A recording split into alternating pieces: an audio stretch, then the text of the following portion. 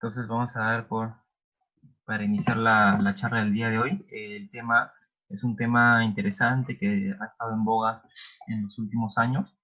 Es sobre artroscopía y conceptos generales, y un poco hablamos también sobre artroscopía de rodillas, ¿no? Como bien sabemos, la artroscopía se ha ido desarrollando durante las últimas décadas, hasta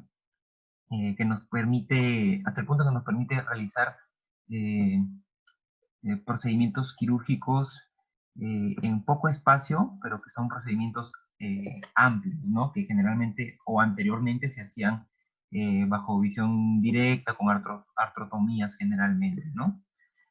También es importante precisar que si el cirujano ortopedista se está iniciando en estos procedimientos y aún está por realizar su curva, debería estar con un cirujano experimentado, artroscópico, para que le pueda ir guiando paso a paso en lo que se debe hacer.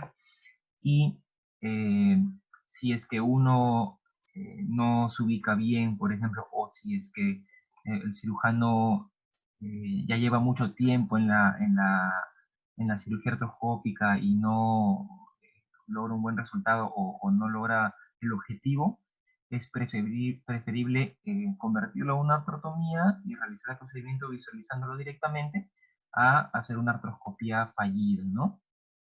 Eh, bueno, para comenzar, tenemos que la artroscopía se define como una intervención quirúrgica mínimamente invasiva, es similar a la laparoscopía, solo que en articulaciones, ¿no? Este procedimiento permite visualizar estructuras intraarticulares, incluso con el advenimiento de nuevas instrumentales, de mejor resolución, de ópticas con mayor diámetro, con mejor grado de inclinación, ayudan a establecer un diagnóstico preciso y también nos permite hacer tratamiento de diversas patologías. Un poco de historia. Tenemos que Philip Bossini en 1805 hizo el primer intento de visualizar directamente el tracto urinario, recto y faringe, ¿no? Usaba un espéculo fabricado de tubos de plata y la luz provenía de vela de cera de abejas, ¿no? En ese tiempo no había luz eléctrica, por lo que con alguna vela de cera de abejas se ayudaba para generar cierto grado o una cantidad necesaria de luz para poder visualizar, ¿no? Jean-Antonin de Sornox en 1853 ideó un aparato para visualizar el tracto urinario y la vejiga, como fue uno de los primeros cistoscopios. Acuñó por primera vez el término endoscopio. Max Nitzen en 1876 creó el primer citoscopio moderno, el cual ya no utilizaba luz de velas, sino que utilizaba mediante pequeñas, mediante pequeñas baterías, como podemos ver acá, ¿no? Generaban cierto grado de corriente y con unos focos pequeños generaba esta luz necesaria, ¿no? Thomas Severin fabricó el endoscopio trocar con su trocar de protección para hacer cistoscopías, laparoscopía y artroscopía, ¿no? En el oriente tenemos a un nombre muy, muy sonado, es Kenji Takagi, el cual inició con un cistoscopio y fue el primero que realizó una artroscopía de rodilla en el año 1918. Masaki Watanabe fue prácticamente el discípulo de Kenji Takagi, continuó el trabajo de este personaje y en el año 58 presentó el artroscopio número 21, el cual fue considerado satisfactorio, ya que tenía una mejor visión, mejor grado de visibilidad, sobre todo, que los artroscopios predecesores. Tenía una visión de 102 grados y una profundidad de foco de 0.5 milímetros. En el occidente, Eugen Bircher, en el año 1921, mediante un laparoscopio, intentó visualizar la rodilla, empleando, en vez de soluciones salinas, empleó monóxido de carbono, y este personaje describió la artritis postraumática y lesiones meniscales. Michael Burman, en el año 30, estudió en Berlín técnicas endoscópicas, empleó el artroscopio estándar ya en la actualidad, que es de 4 milímetros de diámetro, y bueno, estudió prácticamente todas las articulaciones en cadáveres, y fue el primero en emplear tinciones en el cartílago articular. Entrando un poco ya al tema, tenemos que el artroscopio va a estar conformado por un equipo completo, ¿no? Va a estar conformado por el sistema óptico, por el sistema de iluminación, por los instrumentos o los materiales de instrumentación, y por un sistema de lavado o de irrigación, el cual va a permanecer, va a propiciar la articulación llena para poder ver las estructuras adecuadamente. Tiene la misma función que el CO2 en un laparoscopio en el abdomen, por ejemplo, ¿no? De distender la cavidad. El sistema óptico tiene ciertas características. El sistema óptico prácticamente es el que vemos acá, ¿no? Ese es el artroscopio propiamente dicho. Este sistema va a estar conformado va a tener características como es el diámetro, que varía entre 1.7 y 7 milímetros. A mayor diámetro se va a propiciar mejor ingreso de haces de luz, por lo que va a generar una mejor visibilidad para el cirujano. Otra característica es el ángulo de inclinación, que varía entre 0 y 120 grados. Más utilizados, o los estándares, son entre 25, y el más utilizado es este de acá, el de 30 grados, ¿no? Este ángulo de inclinación va a estar dado, bueno, entre el eje del mismo artroscopio y una perpendicular entre los lentes de la óptica, ¿no? Como había mencionado, mientras mayor tenga el ángulo de inclinación, va a generar una imagen mayor, y va a haber un campo, por ejemplo, el que está punteado es el de 30 grados de ángulo de inclinación, y el que está sin puntear, el que es continuo, es de 0 grados. Va a generar, mientras más grado de inclinación, un mayor campo de visión. Y al rotar este artroscopio, esta óptica, va a triplicar el campo de visión, ¿no? Se triplica. Igual, cuando tenemos un ángulo de inclinación mayor, por ejemplo 75 grados, el grado de visión va a ser mejor. Incluso esto, a mayor ángulo de inclinación, se va a preferir para estructuras más posteriores, más profundas, que no se puedan ver mucho o que no se puedan dilucidar adecuadamente con ángulos de inclinación menores, como el de 30. El punto en contra en ángulos de inclinación más altos es que genera un punto ciego en área central. Y bueno, esa es la óptica estándar, la más usada actualmente, que es de 4 milímetros de diámetro, 30 de inclinación, 30 grados, y 175 milímetros de longitud, ¿no? Dada por Richard Wolff. Bueno, la tercera característica de la óptica es el campo de visión, el cual va a depender del ángulo de visión que abarcan las lentes. Y bueno, mientras tenga mayor diámetro la óptica, va a haber mejor campo de visión. De 1.9 milímetros de diámetro, 65 grados, 2.7, 90, y 4 milímetros, que es el estándar, 115 grados de visión. Igual acá, ¿no? En esta imagen podemos apreciar que con los tubos de fibra óptica podemos dirigir, hacer rotar la óptica del artroscopio, hacerla rotar para abarcar un mayor campo de visión. Como había mencionado, se puede hasta triplicar el campo de visión con la rotación. Igual también, mientras mayor grado de inclinación, 0, 30, va subiendo, es mejor la visibilidad, y A diferencia, bueno, el contra del mayor grado es que, como les había mencionado, el área central es un punto ciego que no permite ver, pero sí permite ver estructuras muy posteriores, ¿no? Otro punto de hablar es sobre la iluminación. La iluminación va a estar dada por una fuente de luz de fibra óptica, como podemos ver acá. Esta fibra es un conjunto de fibras ópticas envueltas por una protección externa, ¿no? La cual va a ser muy sensible a los golpes o que le caiga, por ejemplo, un objeto pesado, son sensibles y se pueden malograr fácilmente.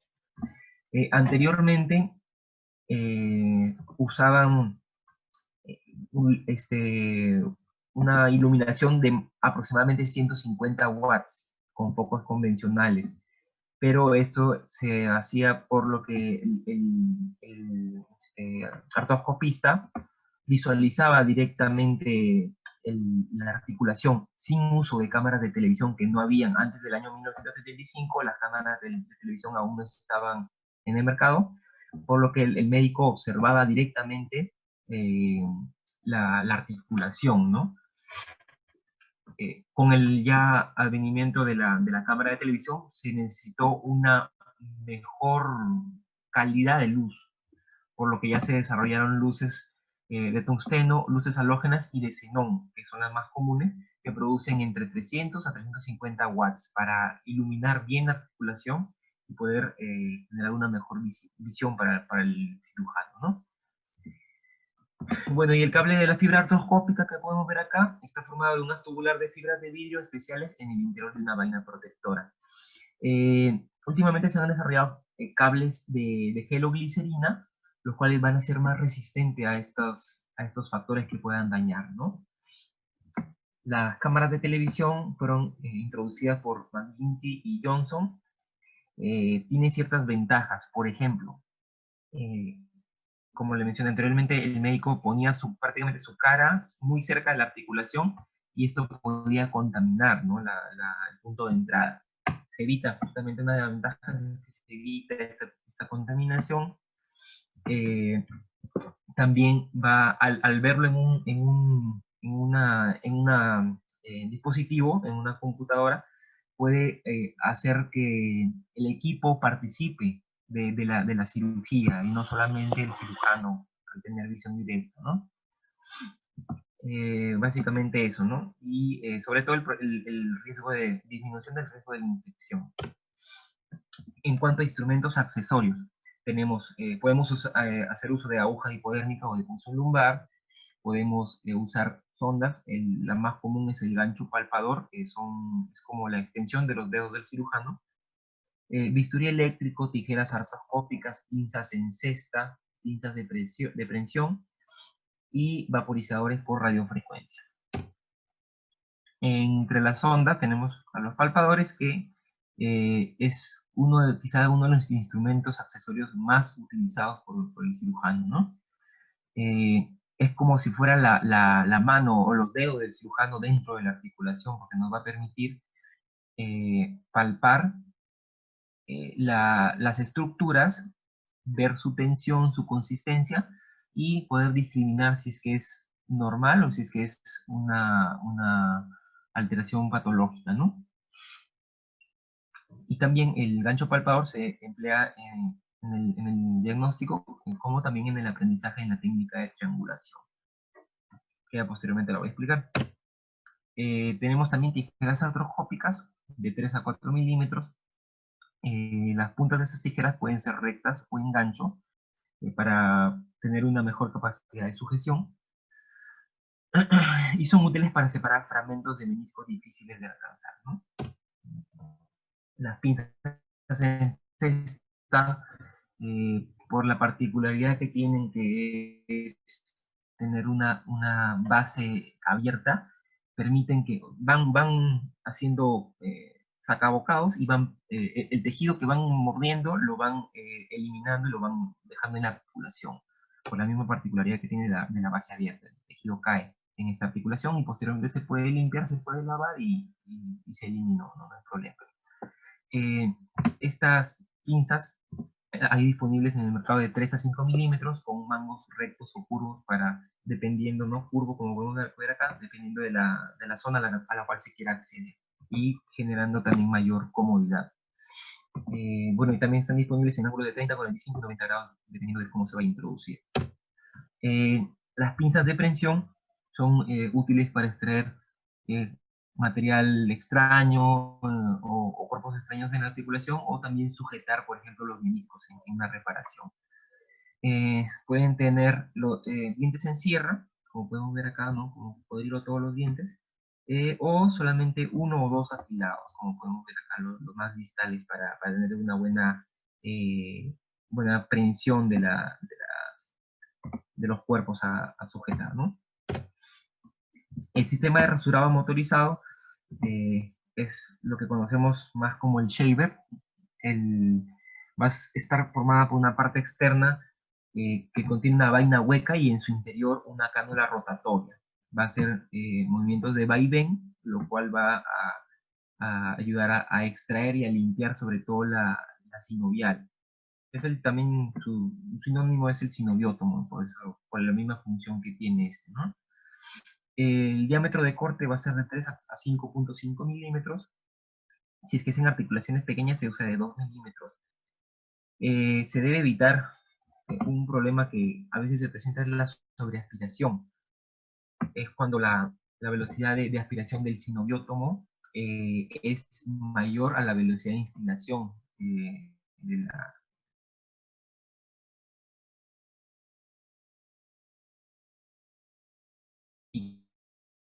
en la articulación, ¿no? Lo que no se quiere. Y para evitar esto, bueno, podemos disminuir la fuerza de aspiración del sinoviótomo o aumentar quizá también la fuerza de instilación de líquido hacia la articulación. El sinoviótomo tiene, bueno, un rango de velocidad ajustable entre 500 y 3000 revoluciones por minuto.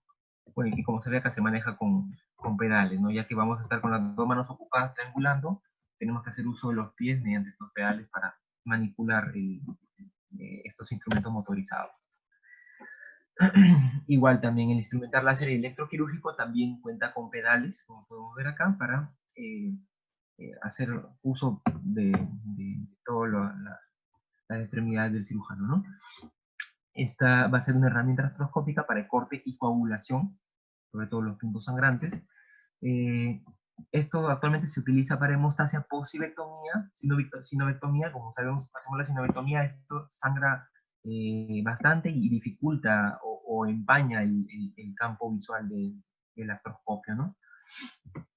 El láser básicamente va a estar dado por láser de CO2, láser excimer o láser guiar. El láser excimer es quizá uno de los más usados actualmente, el cual va a emitir o va a estar dado por pulsos de luz ultravioleta de alta intensidad, ¿no? La cual va a generar este láser excimer un corte muy fino. Va a ser un corte tan regular y tan fino que va a evitar la cauterización de tejidos circundantes, ¿no? Va a ser un corte preciso. Acá podemos ver la torre artroscópica. Bueno, en realidad es una torre laparoscópica. Es muy similar a la artroscópica, lo único que se diferencia es de que no tiene el instrumental, la bomba para CO2, por ejemplo, ¿no? Que tiene la laparoscópica. Podemos ver acá la pantalla táctil, el monitor principal, monitor auxiliar. En este caso, acá podemos ver el videoprocesador, ¿no? Donde se va a colocar la cámara de video. Y acá podemos ver la fuente de luz. Esta fuente de luz se va a conectar el cable de luz de fibra óptica, va a ir conectado en esta zona, ¿no? Se cuenta también con un sistema de lavado, el cual, bueno, según bibliografía, se utilizan dos bolsas de solución fisiológica de 4 litros cada una, ¿no? Se utiliza mucho el Ringer lactato, que es la solución más fisiológica posible ¿no? que se puede encontrar. Y esto con el fin de evitar daño cartílago articular, con el fin de evitar también daño a la membrana sinovial, básicamente, ¿no? Bueno, en nuestro medio utilizamos lo que es el cloruro de sodio, ¿no? Que también es una solución fisiológica, pero no más que la riña lactate. Y estas soluciones se colocan en un tubo en Y para, con una distancia más o menos entre 90 y 120 centímetros de la articulación, con el fin de generar buena presión. Si te más o menos a 90 y 120, estamos hablando de 66 a 88 más o menos milímetros de mercurio, en el cual tiene que ingresar el líquido a la articulación. En cuanto a las técnicas básicas, tenemos la más utilizada, que es la técnica de triangulación. Antes de que se presentara esta técnica de triangulación, habían artroscopios de gran diámetro, el cual permitía a la vez introducir el sistema de luz y también instrumental accesorio a través del mismo trocar, del mismo artroscopio. Pero esto hacía un poco difícil la técnica, ya que se tenía que hacer todo por un mismo punto de entrada, ¿no? Ya con el desarrollo de la artroscopia se realizaron instrumentos más pequeños y se implementó esta técnica de triangulación, que es, bueno, a través de portales separados, el extremo del instrumento y el artroscopio forman el ápice de un triángulo, como podemos ver acá, ¿no? Este es el artroscopio, la óptica, y con el instrumental accesorio se forma un ápice, ¿no? O sea, acá está la punta del triángulo y esta es la base. Por eso es su nombre, triangulación, con el fin de eh, hacer los procedimientos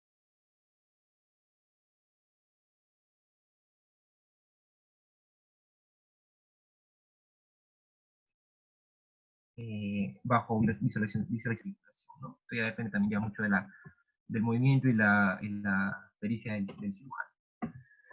En cuanto a las indicaciones de la artroscopía, tenemos que permite evaluar y confirmar preoperatoriamente el diagnóstico clínico que uno sospechó.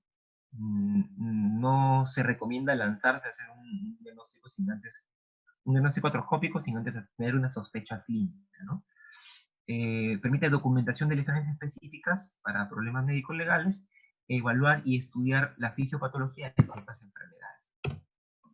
Las contraindicaciones de la artroscopía, infecciones locales de la piel, o sea, cerca de los puntos de entrada de los trócares, anquilosis parcial o total, ya que no va a haber eh, un buen lugar para introducir estos sistemas, y la articulación va a estar tan estrecha que no va a permitir visualizar prácticamente nada, ¿no? Trauma con lesión capsular y de ligamentos colaterales. eh, si es que hay un trauma y se introduce el sistema en agudo, va a haber una extravasación excesiva de los líquidos. Se prefiere que ante estas situaciones, o bien hacer un cierre por primera intención de la cápsula o un cierre diferido, ¿no? por segunda intención. Pero esperar a que el proceso pase, ¿no? A que pase el agudo. Las ventajas de la artroscopía va a ser que reduce la morbilidad postoperatoria, por lo que son incisiones mínimas, ¿no? El paciente incluso tiene poca estancia hospitalaria, se puede ir el mismo día de alta. Va a haber una menor respuesta inflamatoria, van a generarse diagnósticos más precisos, ausencia de efectos secundarios, reducción del costo hospitalario por la misma alta precoz, y va a mejorar en la evaluación y seguimiento de los pacientes, ¿no? Y también un tema que muchos buscan, que es un tema estético. Son incisiones de 1 centímetro, lo cual prácticamente no se ven, eh, no son tan perceptibles como las incisiones más grandes, ¿no? Las desventajas es que requiere preparación por parte del cirujano, una buena preparación. Se refiere que la curva es grande para estos procedimientos, y los equipos, como sabemos, son costosos, ¿no? Las complicaciones del procedimiento, tenemos lesiones de estructuras intraarticulares, quizá por mala localización de los portales, o por una inadecuada apertura del espacio intraarticular, ¿no? Por ejemplo, nosotros en la rodilla tenemos una dirección estándar para introducir los trócares, de más o menos 30 grados de inclinación. Si nosotros lo introducimos, por ejemplo, a 45 o más grados, no vamos a poder visualizar, por ejemplo, en caso de rodilla, los cuernos posteriores, la parte posterior del menisco, ya que por la misma dirección se va a ir hacia el centro y no va a permitir visualizar la parte más posterior. Si nosotros hacemos un punto de entrada directo en 0 grados de inclinación, lo más probable es que lesionemos los meniscos. Como les mencioné, ¿no? Daño al menisco y la armonía grasa si es que lo hacemos en 0 grados de inclinación. Daño a los ligamentos cruzados, generalmente se pueden dañar en el momento de resecar los meniscos con el shaver, ¿no? Cuando uno se lateraliza mucho. Cuando uno se centraliza o se medializa mucho. Las complicaciones también tenemos en cuanto a estructuras extraarticulares, podemos dañar los vasos sanguíneos circundantes, ya sea por laceración o por extravasación de fluido, ¿no? Esta extravasación va a generar una compresión extrínseca y daño a vasos sanguíneos. La arteria poplitea se puede dañar en la meniscectomía, sobre todo en los cuernos posteriores, que estén en estrecha relación en esta zona, ¿no? Se prefiere, si va a hacerse un procedimiento en los cuernos posteriores, flectar la rodilla a más de 90 o un poco más quizá, con el fin de separar este paquete, puede llegar a separarse hasta 10 milímetros. Si lo tenemos en extensión, está tan cerca como a 1 o 2 milímetros de la cápsula, ¿no? También se puede propiciar daño a nervios, ya sea por trauma directo, por distracción, ¿no? Por elongación, por extravasación también de líquido o por el uso de torniquete que sea muy compresivo y por un tiempo que es mayor a 1 hora y media o 2 horas. Daño también en ligamentos y tendones. El colateral medial se puede dañar por portales mediales accesorios sobre la rodilla, ¿no? O por una tensión severa en valgo. Nosotros a veces, para visualizar bien el compartimento medial, hacemos un valgo forzado para abrir la articulación, la parte medial de la articulación. Y aquí podemos dañar el colateral, ¿no? También se puede dañar en portales superiores de hombro, en cuanto a procedimientos del supra o infraespinoso. En el tobillo se puede, bueno, los tendones del tibia anterior, peroneo y del extensor del primer dedo deben ser evitados, ¿no? y protegidos. La hemartrosis, que es una complicación, una de las más comunes, y se puede producir justamente cuando hacemos procedimientos de sinovectomía. Esto sangra bastante, ¿no? Y dificulta también, empaña el campo con sangre. También se puede producir hemartrosis en la liberación del retinaculo lateral, que va a estar conformada por ligamentos patelo-femoral, patelo-tibial lateral y patelo-meniscal, ¿no? Que posteriormente lo voy a hablar. Y también en procedimientos de sinovectomías. La tromboflebitis tiene una incidencia de 0.17% cuando se usa el torniquete por más de 60 minutos y cuando hay pacientes con factores de riesgo trombogénico, ¿no? Y también pacientes añosos, mayores de 50 a 55 años, se refiere en la bibliografía. Infección, 0.2% de incidencia, y la profilaxis antibiótica es controversial, no ha demostrado ser muy eficaz en estos casos, ¿no? Y que nosotros hacemos un procedimiento totalmente aséptico no tendría por qué haber una causa de infección, ¿no? Esta es una revista en la cual mencionan sobre el objetivo de establecer la incidencia de la trombosis venosa profunda después de la artroscopía, pero sin profilaxis, una artroscopía de rodilla sin profilaxis. Y se halló la incidencia total de TBP entre 3.1 al 17.9%. Sobre todo también influye mucho los factores propios del paciente, ¿no? Factores trombogénicos.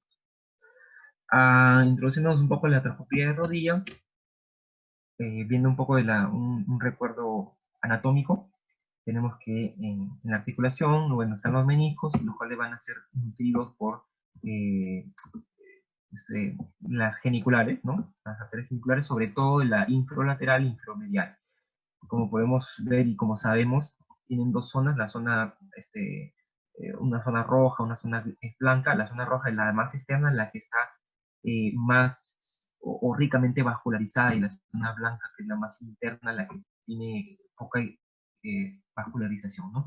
Básicamente esta vascularización, aparte de las arterias genitales, va a llegar a la irrigación de la cápsula de la. Podemos ver también el LSA, el LSP, los meniscos, ¿no? Con sus ligamentos intermeniscales posterior y anterior. El menisco en forma de O es el menisco externo, y en forma de C es el menisco interno. Podemos ver los ligamentos intermeniscales, el anterior, que es el de Humphrey, y el posterior, que es el de Wisberg. Y se puede ver también la continuidad de los meniscos con su cuerno anterior, medio, posterior, con su cuerpo y con su cuerno posterior, así como los ligamentos colaterales, ¿no? Y también, bueno, en el menisco externo, en la parte posterior, se puede ver en el hiato popliteo el ligamento de este músculo, ¿no? Que va de externo hacia interno. Las indicaciones de artroscopía de rodilla, tenemos que se va a hacer en lesiones meniscales para remodelar o hacer sutura meniscal. Ya actualmente la meniscectomía total ya no se recomienda, por lo que va a quedar enormemente la biomecánica, alguna artrosis postraumática severa, ¿no? También se usa para plastillas de ligamentos cruzados. Se usa en caso de condromalacia rotuliana, en caso de lesiones osteocondrales, en caso de resecciones de plica sinovial. Las plicas son repliegues capsulares de membrana sinovial, y que cuando la articulación está en mucho uso genera inflamación y posterior dolor. Cuerpos libres intraarticulares y también artroscopías diagnósticas, ¿no? Cuando ya la clínica no nos lanza mayores datos. El paciente se recomienda estar posicionado de cúbito supino con la rodilla fletada en 90 grados para poder tener mejor apertura de la articulación y así realizar procedimientos sin dificultades, ¿no? Los portales, tenemos portales estándar y portales accesorios. Los estándares tenemos los portales anterolateral, anteromedial, superomedial. Los accesorios, el superolateral, el posteromedial y el posterolateral. En cuanto al portal anterolateral, al igual que el posterior, anteromedial son los más usados, y bueno, el anterolateral permite la visualización de la mayor parte de las estructuras de la rodilla. Para ingresar a este portal tenemos que estar 1 centímetro lateral al tendón patelar y 1 centímetro superior a la interlínea articular, ¿no? Entonces, hasta este punto. En la visión artroscópica a través de este portal anterolateral, vamos a ver la atropela femoral, la rótula, la articulación femoropatelar, el alerón medial o lateral, dependiendo de cómo nos dirijamos con el artroscopio, y el fondo del saco cuadricipital, ¿no? Como podemos ver acá en este esquema, ¿no? Si queremos ver el fondo del saco cuadricipital o el receso cuadricipital, lo podemos ver acá, ¿no? Está detrás de la rótula y en dirección superior. Entonces, podemos también, como mencioné, apreciar los alerones, que son este conjunto de ligamentos, que es el conjunto de ligamento patelofemoral, en cuanto al medial, el patelofemoral medial, el patelomeniscal medial y el patelotibial medial, que son ligamentos profundos. Esto conforma el alerón medial, y los laterales, el alerón lateral. Esta es, bueno, una decisión en cadáver, en la cual se pueden ver, ¿no? los ligamentos debajo de la fascia, ¿no? Son un grado de profundidad. El portal anteromedial va a estar dado a 1 centímetro medial al tendón patelar y 1 centímetro inferior al polo inferior de la patela, ¿no? Entonces, a este nivel. Es un portal que nos va a permitir el ingreso de instrumentos accesorios con el fin de realizar una triangulación adecuada.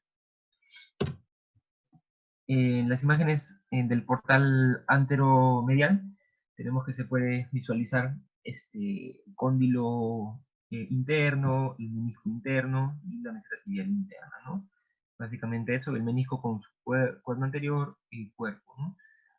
Si queremos visualizar quizás estructuras más posteriores, más profundas, deberíamos usar un artroscopio con un mayor ángulo de inclinación, ¿no? El estándar es de 30. En el portal superomedial, que es también uno de los principales, se realiza a 4 centímetros proximal y en línea con el borde medial de la patela. Podemos ver acá, justo entraríamos en el receso o en el fondo de saco cuadricipital, ¿no? Esto va a ser útil para el recambio de líquidos, ¿no? Entrada y salida de este. Portal posteromedial va a estar dado sobre 1 centímetro sobre la meseta tibial posteromedial, como pueden ver acá, y adyacente al borde posteromedial del cóndilo femoral, ¿no? También acá, en esta intersección. El portal posterolateral va a estar dado 2 centímetros sobre la línea interlínea articular y detrás de la banda, o sea, entre la banda iliotibial por delante y posterior el tendón del bíceps, en su inserción en la cabeza peronea. Va a estar entre estas dos estructuras. Este portal va a permitir realizar reparaciones de estructuras posteriores del menisco, ¿no? En este caso el cuerno posterior del menisco externo, ya que estamos en un plano lateral. El portal superolateral va a estar dado a 2.5 centímetros proximal a la esquina superolateral de la patela, justo lateral al tendón de cuádriceps. Esto también nos puede servir para el recambio del líquido, ¿no? En la anatomía artroscópica tenemos que se puede visualizar el receso suprapatelar, compartimento femoropatelar, receso medial, receso lateral y el costadura intercondilo.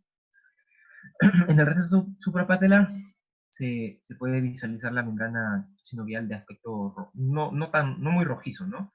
Si es que está ya demasiado rojo, ya estamos hablando de una sinovitis, ¿no? Se pueden apreciar escasas vellosidades que se observan en una rodilla normal. Si es que son abundantes estas vellosidades, ya estamos hablando de cierto grado de condromalacia.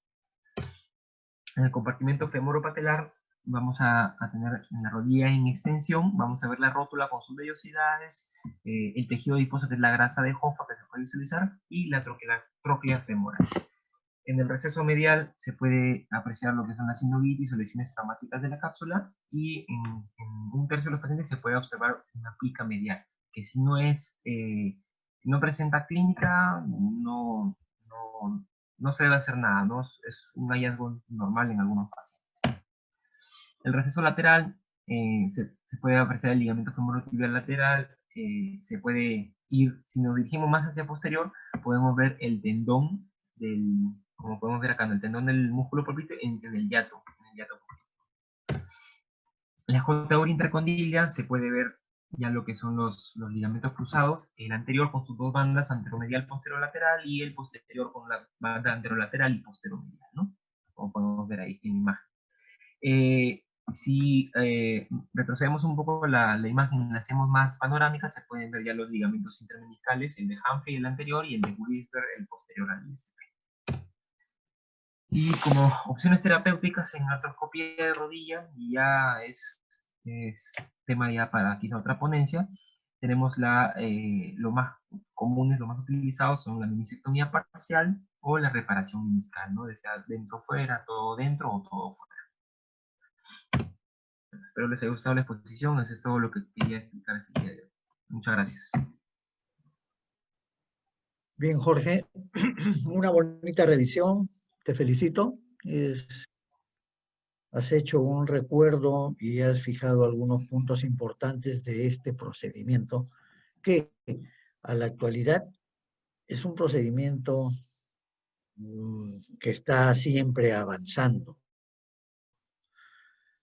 No se percibe a la actualidad algún médico, fundamentalmente cirujano, que utilice este tipo de procedimientos. O sea, todo lo que pueda significar el estudio de este tipo, la verdad es de que se avanza más, y no solamente en la parte quirúrgica, sino también en los procedimientos médicos como problemas de gastroscopías, problemas pulmonares, en fin, todo esto. Se han visto las bondades, efectivamente, y las revisiones que hay. A la actualidad esto se ha avanzado mucho, al extremo que incluso el tiempo de permanencia en hospitalizaciones ha disminuido bastante. Yo creo que va para más. Todavía siguen algunos estudios relacionados a si esta debe ser irrigación continua o irrigación en bomba, si los procedimientos se deben hacer con solamente anestesia local. Y yo creo de que personalizar también el asunto es un aspecto muy importante. Te felicito. Datos bastante interesantes has dejado.